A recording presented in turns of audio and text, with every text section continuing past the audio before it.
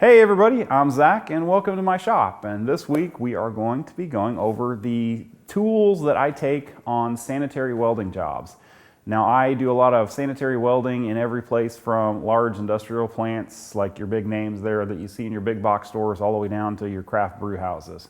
So this set of tools here will cover most of the jobs you run into in those places. Now there's other specialty tools that I'm not going to go over today, but this is just my go-to setup. Now this particular one here is obviously Milwaukee pack out there. This is my absolute bare minimum, always goes in the truck setup. I used to roll with Pelican cases.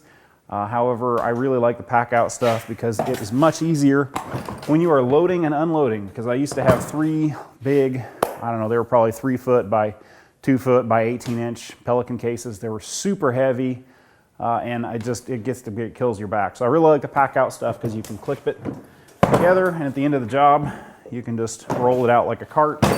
And then my other one here has some of my lesser used tools in it. I just keep on one of these roller deals where you set it out of the truck and roll it into a plant. All right, so we're gonna go through in order here my most to least used tools. So starting off here, I always leave this case on top here, and this has some of my absolute favorite stuff here lately for sanitary work. So I keep a bunch of the M12 6 amp hour batteries in here. I keep one of their band files. This thing is freaking awesome. I am not in any way affiliated with Milwaukee, but this thing is an awesome tungsten grinder. It is really good for getting into tight spots if you got a burr or something like that to get rid of. After you use a set of saw blocks to cut a piece of sanitary tubing, really nice to deburr the end of it. This is just a really, really handy tool. Now I will keep one of their straight M12 die grinders with a fine stainless steel wheel on it. This one looks like it needs to be replaced. This is nice if you're just polishing some biofilm or crud off of a piece of metal before you're going to light up on it, so it just is easier to polish later. Now also I carry your standard wire brush, your tried and true. Some places like this is nice to be able to get into. And then I also run these gray Scotch-Brite wheels right there for a roll lock disc and a right angled grinder here, or right angle die grinder. This is my absolute most used die grinder setup here with one of those gray Scotch-Brite wheels on it. If you're fixing a crack in a tank or something like that, you can just hit it and then polish it with this. And this is really good for just knocking the color off where you're nice and polished. Or if you really hog down on it, you can just go ahead and polish off your weld to the point where you can't see it. And what I really like is this is so small. If you're, say, going inside of a tank, this is a whole lot less obtrusive and less of a pain in the butt to drag in there with you than, say, like a big M18 grinder. So I absolutely love these guys for that. Now, this is kind of my general stuff over here. So I usually keep a torpedo level. Sharpies, I lose these things. Like I buy these, buy the 36 case off Amazon, and I always end up losing them. And then also in this one, I'll carry the tools for the die grinders and business cards. Always, always, always leave your business cards in your toolbox at the ready there, because there's a lot of times you're working in a plant like that and then somebody else will come up from a different department or something like that, and it's nice to be able to hand it out. So always keep those handy. And a tape measure. I generally run fast caps. The lefty righty ones here are my absolute favorite. So you look at the steel blade there. There's the demarcations are on both sides of it. And if you're a lefty like me, it's really nice to be able to go from one way or the other and not have to look at it upside down. It's just ease of use there. But I always keep one of those in here, and then I keep my tungsten tube here. This is just a bunch of unions tied together, which I keep, or welded together rather. And I keep a bunch of tungstens in there of various shapes and sizes. Mostly 3/32. I pretty much only use 3/32 tungstens, but various lengths, I guess. So leave that in there, and then these are like an unused one of those Scotch-Brite wheels. It is, EXL2S. That's the part number there. Love those guys. They are freaking awesome. And then I'll carry extra bands for the band file, and I just carry some miscellaneous. Jordy, you want to come in there? Some miscellaneous Scotch-Brite wheels just for different things you run into. And then I will also carry some just regular Tootsie Rolls here and some smaller flap wheels, just kind of, you know, miscellaneous stuff, because like I get into things that I never really know what I'm getting into. And so I keep 180 grit, and then these are 60 grit for the little band file there. That seems to be working out pretty well. And then on the other side here, I'll keep a few carbide burrs, utility knife. I don't know how those extra tungstens ended up in there. I don't know why. You know, extra gas cup, just your miscellaneous stuff. I really like keeping a rounded head. That's nice if you're going in to polish out some pits or corrosion or something like that, and they're actually kind of deep where you can really hog at it and remove a bunch of material. So there's the top, and same deal goes on the bottom here. I keep a little bit larger flap wheel. Again, a roll lock one. I'll keep these larger Tootsie Rolls and just some, I think, 80 grit sandpaper. I don't use these too much. They're kind of abrasive, or they're kind of rough. I don't find them to be all that useful. And then I'll keep a spare stainless steel wire wheels. And I've been trying these guys, like the 3M brush deals. They're kind of nice for odd situations. And then also I'll keep smaller. These are nice if you got to polish inside a piece of 1.5-inch tubing. So that's pretty much what I keep in this case. And we'll go on to the next one here.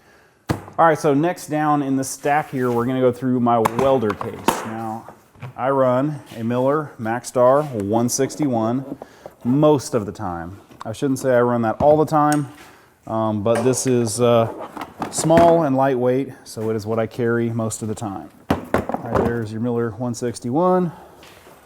I got my stickers from various things that I like, and it's funny.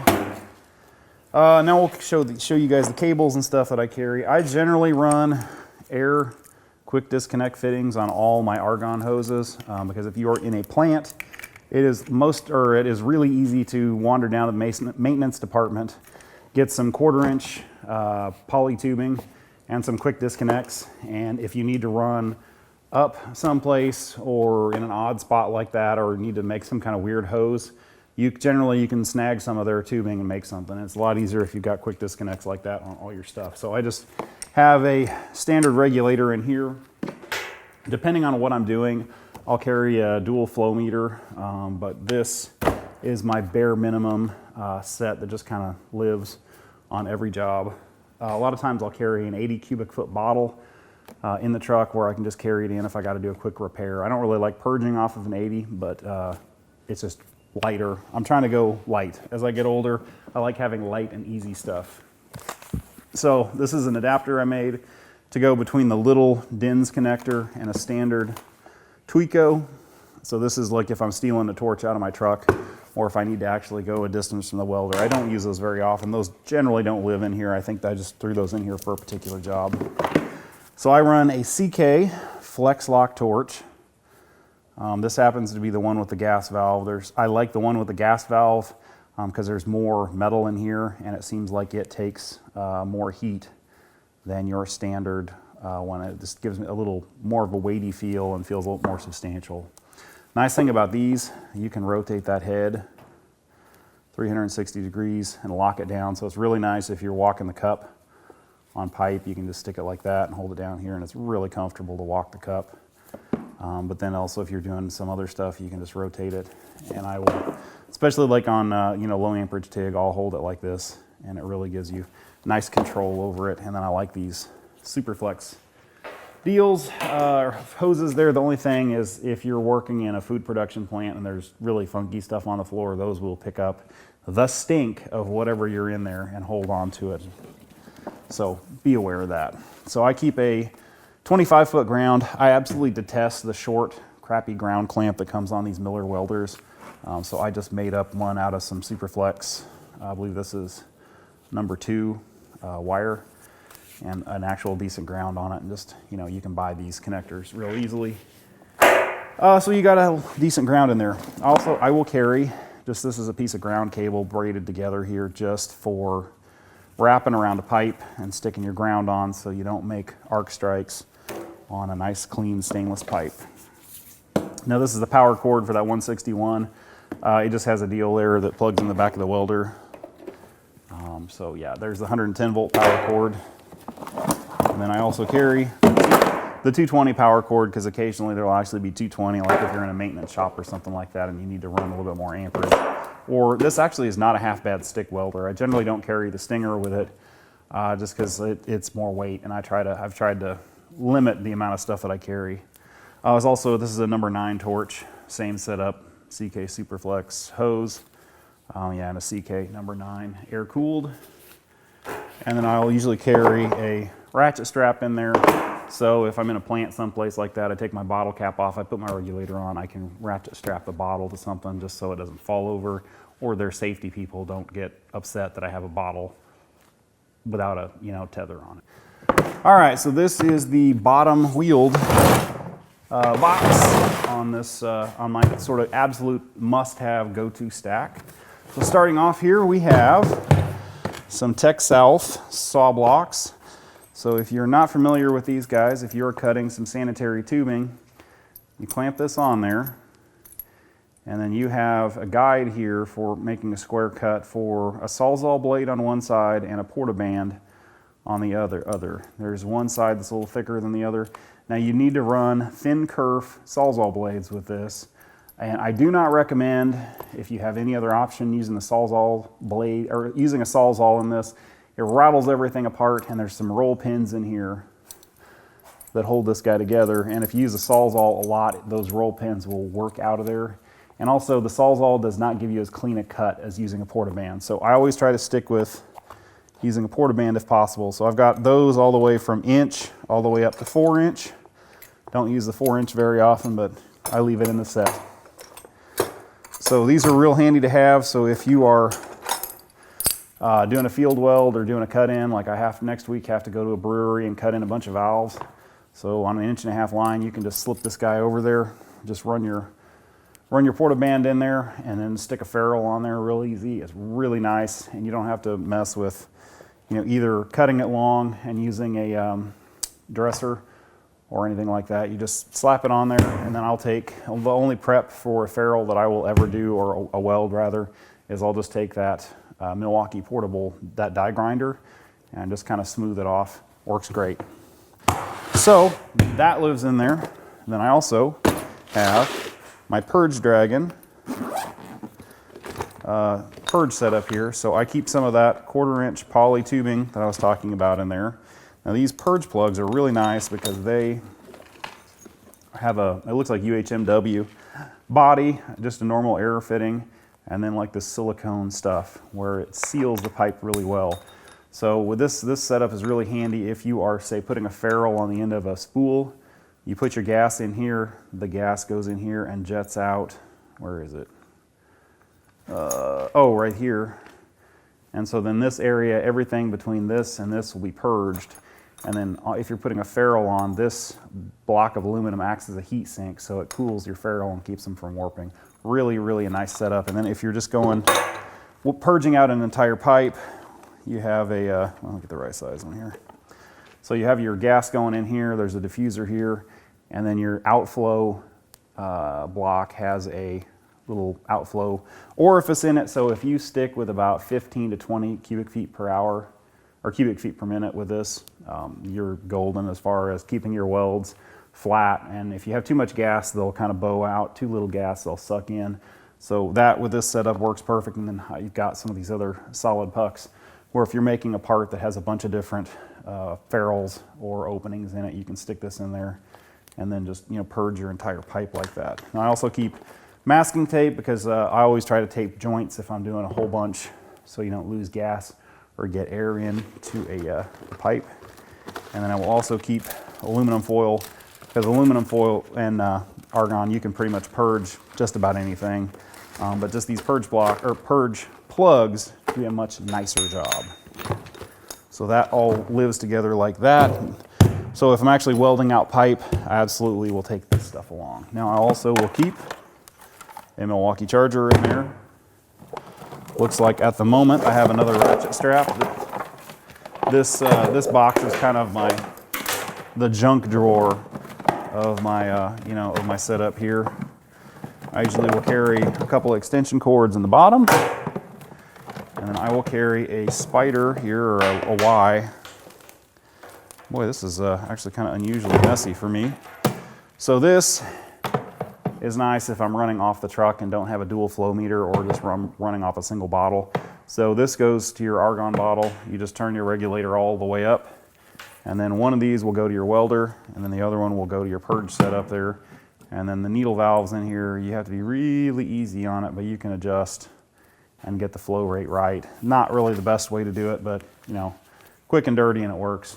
And it's nice if I'm working off my truck again, I can just run one argon hose off of that bottle in there. I've got one of the real heavy duty regulators. You can just crank it up super high, and it gives you plenty of flow to do both. And I'll just keep extra extension cords in the bottom there, because you can never have too many extension cords. All right, so now we're kind of entering into my, I don't take on every job, but I take most jobs stack. So this is a small case on top of there. Framing square, some of these Milwaukee. I really like these Milwaukee speed squares here. They have a nice wide base on them, and they come in 2 different sizes. Again, I'm not in any way affiliated with Milwaukee. I just really like their tools. So I'll keep a few M18 batteries in this one. Some extra gloves, leather gloves. I typically just use these disposable nitrile ones because, like, again, I get into stuff in food plants, and you get egg on your gloves and they start to stink really bad. So I just like ones that I can toss. So I'll keep one of these little Stabila levels. These are kind of nice to have around. This Savage, I believe it is. You can get these levels on Amazon. They're nearly identical to the Klein ones, and they're a fraction of the price. So I buy these. And then your thin kerf metal blades for using saw blocks there. It's kind of hard to find these at your big box stores. You're going to be best off just buying one of the 100 boxes of them at like an industrial supply place. So they can be kind of difficult to find. Actually, I don't even remember what's over here. So I'll keep earplugs, various people's business cards, some of my business cards. I generally will keep a beeper. And it looks like actually that one has come apart. I should take a look at that just from... yeah, extra ear pro gloves, because again, you never know what you're going to run into in a food production plant. I will keep a tube of 1/8 inch cobalt drill bits, because anytime I'm drilling into stainless steel, I always pre-drill it with an 1/8 inch bit, just because it's such a pain in the butt to drill into. I keep one of these guys in here. This is a flange wizard. I forget what they call this tool. Basically, it lets you mark around a pipe at various angles, 90, 45 degrees. Not something you use all the time, but it is really handy when you need it. Keep a extra Milwaukee charger. Batteries for my hood. I have started using the Lincoln 2x4C inserts for a Outlaw leather hood, and it seems like the batteries don't last all that long in them, so I always keep extra batteries, extra lenses, and always fast cap tape measure. So that's this box.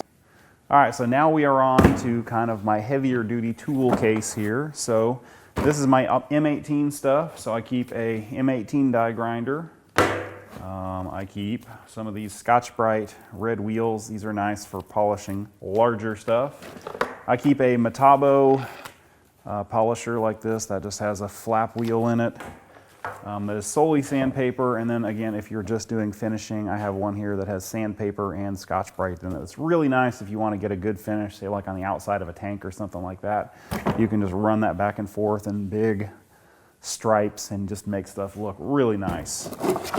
Also use one of these variable speed Makita grinders with those red wheels. These are nice if you're just like cleaning up a ferrule or something like that, and or you're doing a bunch of them and you don't want to just use the little M12 stuff for your onesie-twosie kind of projects. Now I've also started trying these Scotch-Brite wheels.